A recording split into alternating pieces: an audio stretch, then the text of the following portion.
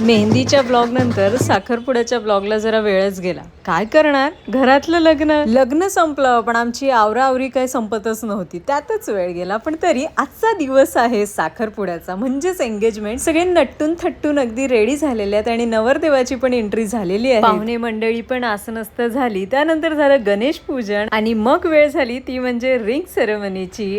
पण आम्ही जास्त एक्सायटेड होतो साखरपुड्याचा पेढा खायला. आपल्याकडे पेढा, त्यासोबत सुपारी, त्यासोबतच साखर आणि पान हे सर्व एकत्रित करून त्याचा विडा बनवून तो खायचा. त्याचाच अर्थ झाला की साखरपुडा संपन्न. त्यानंतर वेळ झाली उंबरमेढ आणायची. आता डिटेलमध्ये काय, तर त्यासाठी तुम्ही यूट्यूबवरचा आपला मोठा व्हिडिओ नक्की बघा. पण ह्यात सर्वात आवडतं काय असेल तर ते म्हणजे वाजवणार. डंबटिकर डंबटिकर डंबटिकर, एक नंबर.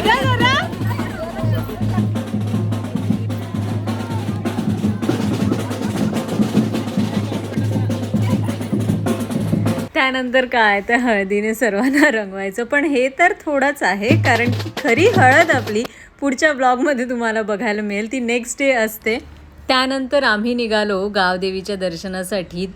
तसं आपल्या घरापासून थोडंसं लांबच होतं, पण मजा आली. तिथे गेलो, प्रत्येक देवासमोर वाण ठेवलं, पूजा केली, नारळ फोडला आणि आम्ही तिथून निघालो. आता एक देव शेतात आहे, तिथेच आम्ही जायला निघालो. आणि बघताय आजूबाजूला उडवी रचलेली आहेत मस्त. तिथे पण वाण ठेवलं, पूजा केली आणि आम्ही निघालो. एवढं फिरलो, पण आमचं डंबटेकर काही थांबलं नाही. पूर्ण वेळ वाजवलं. आजच्या दिवसाचे सगळे कार्यक्रम झाले. मग काय, सगळे एकत्र जमल्यात. मग रात्रीची धम्माल नको का व्हायला. आमचा डान्स बस झाले सगळे चालू. एका बाजूला पोरी सुना ना, दुसऱ्या बाजूला त्यांच्या सासवा, आत्याच ना माम्या. आता ही फुल टू धम्माल मस्ती बघण्यासाठी YouTube वर जा. तिथे मस्त असा व्लॉग मी लाईव्ह केलेला आहे. आपण भेटू लवकरच.